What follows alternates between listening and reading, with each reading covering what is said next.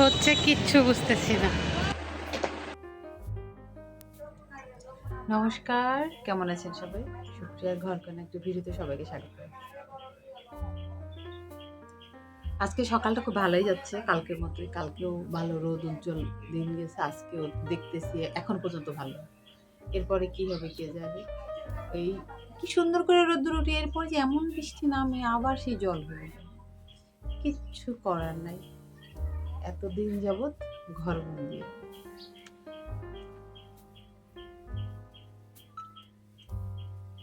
আমি গরম জল ঠল খেয়ে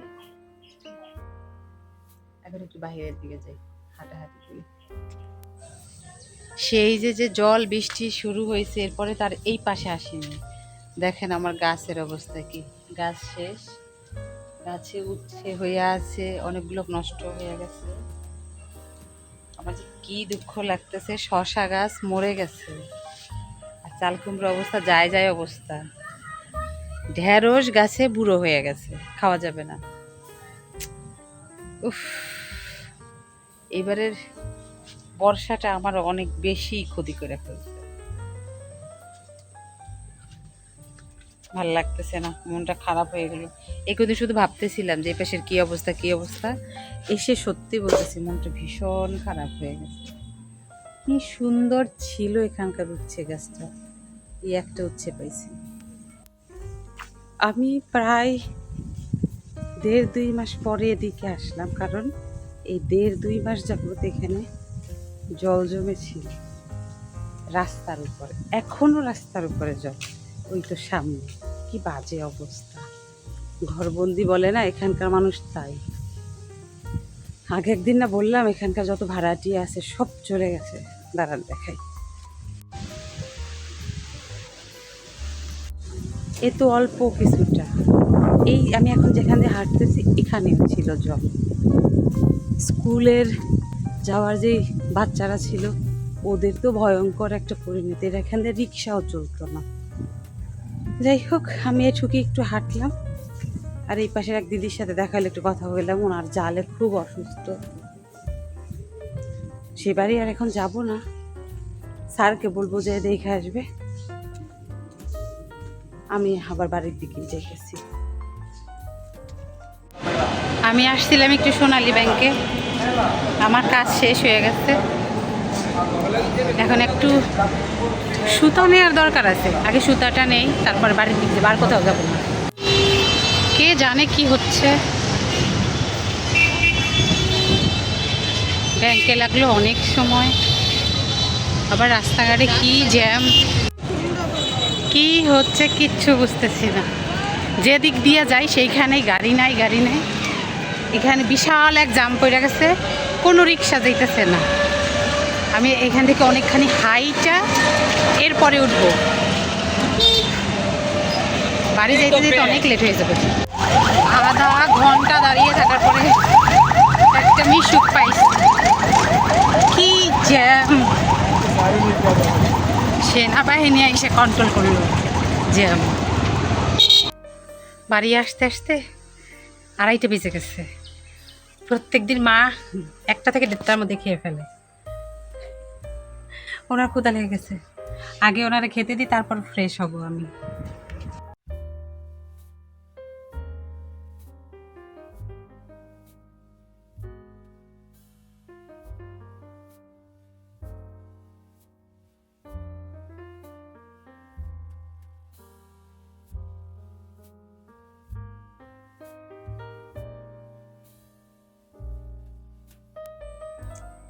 তখন বাড়িতে এসে মাকে খেতে দিলাম, আমি স্নান কইরা ভাত খাইছি কোনো রকমে। আমার আজকে এত বেশি কষ্ট হয়ে গেছে বাড়ির, আমি সোফার উপর ঘুমাই গেছি, পরে মা ডাইকে বলে যে বিছনায় দিয়ে ঘুমো, এত বেশি ক্লান্ত ছিল শরীরটা। সাড়ে আসছে 6টার সময়, আইসা আমায় তুলছে, ডাই 6টা বাজে এখনো শুইছো। বেসিক্যালি এরকম শুই না, একটু বেশি কষ্ট হয়ে গেছিল। যাই হোক, সন্ধ্যা টন্ধা দিছে মায়। এখন স্যারকে আমি একটু চা কইরা দিই, ওরে আবার একটু পাঠাইলাম, দুধ শেষ হয়ে গেছে, কাকা দুধ দিচ্ছে না কয়েকদিন, তো গেল একটু দুধ নিয়ে আসতে, আমি চা বসাই ওর জন্য। ইদানিং করতেছি কি যে রাতের রান্নাটা একটু দিনের বেলায় করে রাখতেছি বিকেলের দিকে। আজকে আর সেটা হয় নাই। তো এখন বসায় রুটিও করতে হবে, ভাতও বসাইতে হবে, আবার পুচুদের খাবার রেডি করতে হবে।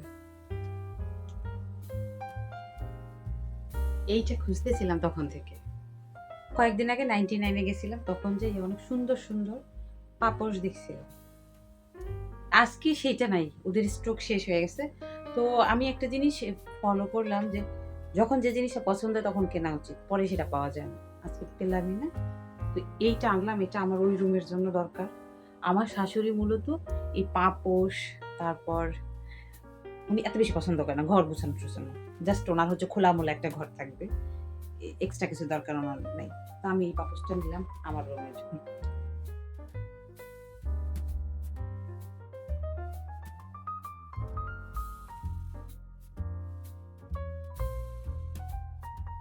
একটা কেন,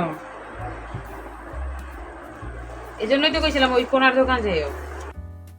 পুচু আর লালুর খাবারটা শেষ হয়ে গেছে, স্যারকে বলাতে ও আবার বিস্কিটগুলো নিয়ে আসছে। আমি তাই জায়গা মতো রেখে দিচ্ছি। সকালবেলা আমি ঘুম থেকে ওঠার আগে ওরা দরজার সামনে এসে দাঁড়াই থাকে। কোনো কোনো দিন আসে না, কিন্তু ম্যাক্সিমাম দিনই চলে আসে আমি ঘুম থেকে ওঠার আগে। ঘরে দুধ নেই, তাই বলছিলাম 2 প্যাকেট দুধ আনতে, 1 প্যাকেট নিয়ে আসছে। তাকে চা করে দেওয়ার পরে আমি সাথে সাথে আমি একটু গরম জল খেয়েছি। আমার বিকেলের দিকে গরম জল খেতে খুবই ভালো লাগে। তারপর চলে আসছি রান্নাঘরে। আগে আটাটা সিদ্ধ করেছি, রুটি একটাও নাই, কয়েকটা রুটি রাখতেও হবে।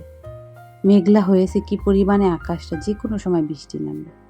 দুপুরে তরকারি আছে অনেকখানি, সেটা দিয়ে এই বেলা খেয়ে নেব।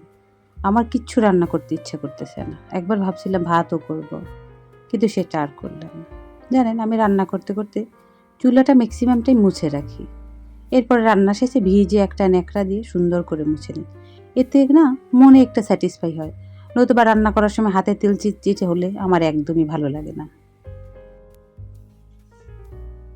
একদমই ইচ্ছে করবে না ভাত রান্না করতে।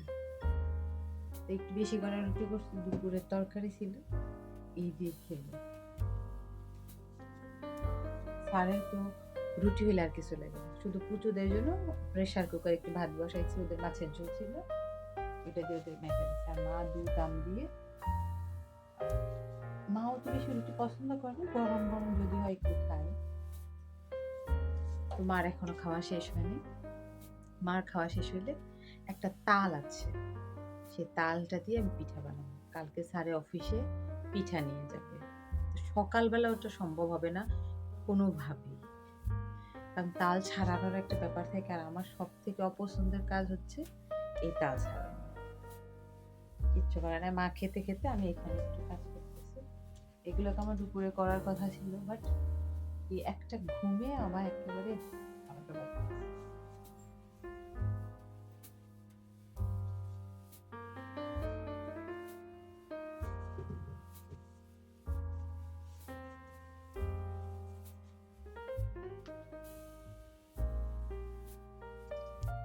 রান্নাঘরে যত কাজ আছে ম্যাক্সিমাম কাজই আমার করতে ভাল লাগে, কিন্তু কয়েকটা কাজ আছে একদমই পছন্দ না। তার মধ্যে হচ্ছে এই একটা কাজ, যেটা তাল ছুলে এটাকে আবার মেখে এটা থেকে শ্বাস বের করা, এটা আমার একদমই পছন্দ না। কিন্তু কি করার, সংসারের অন্য মানুষগুলো যদি এগুলো ভালো খায় তখন বাধ্য হয়ে করতে হয়, তাই আমিও করতেছি। তালটা নরম ছিল বিধায় খুব সহজে হয়ে গেছে। নারকেলটা কোরানো ছিল ফ্রিজে, তার জন্যই তো আগে বের করে রেখেছি। ব্যাস এখন তালের সাথে মিশিয়ে লবণ, চিনি, নারকেল আর আটা মিশিয়ে আমি সুন্দর করে একটা নরম ব্যাটার করব। আমি অনেক বেশি শক্ত ব্যাটার কখনোই করি না, নরম নরম পিঠেগুলো হলেই আমার ভালো লাগে। বাহিরে রিমঝিমঝিম বৃষ্টি হচ্ছে, আর চারপাশে পিঠার গন্ধে মম করতেছে। আমার শাশুড়ি আমাকে ডেকে ডেকে বলতেছে, এত গন্ধ চারপাশে, সাবধানে করো। সেই কাজ আমাকেই করতে হবে বিদায় সাবধান আর অসাবধান কি বলেন। যাই হোক, মায়ের মতো যেহেতু তিনি বলছে, ওনার কর্তব্য উনি পালন করছে। আর এদিকে আমি 2টা চুলা বসিয়ে শেষ পর্যন্ত ভেজে নিছি। এখানে 1 সসপ্যান বড়া হয়েছে, স্যারের অফিসে দিতে চাইছি, এখন নেবে কিনা জানি না। কিছু রুটিও রেখে দিই ফ্রিজে, কালকে কাজে লাগবে আমার। এই মাত্র আসলাম আমি আমার পিঠা ভাইজা, সাবান দিয়ে এত সুন্দর করে হাত ধুইলাম, তারপর গন্ধ যাচ্ছে না। আমি পরবর্তীতে 2টা কড়াইতে দিছি যাতে তাড়াতাড়ি ভাজা হয়। আমার শাশুড়ি মা সবসময়ের জন্য বলে যে পিঠা ভাজলে আর বড় মাছ রান্না করলে এটা যেন খেয়ে রাখে। এটা প্রচলিত হয়ে আসতেছে তো। স্যারকে আমি ডাইকে উঠাইয়া খাওয়াইলাম। সে বললো, আমি বললাম কেমন হয়েছে? আগের দিনের থেকে ভালো কিনা? সে বলতেছে যে সকালবেলা বোঝা যাবে। আমি কই কেন? বলে পিঠা গরম গরম খাইলে নাকি এমনিই টেস্টি হয়। এটা মেইন বোঝা যাবে যখন ঠান্ডা হইলে। আমি অত বেশি ইন্টারেস্টিং না পিঠাতে, এই জন্য আমার কোনো মাথা ব্যথা নেই।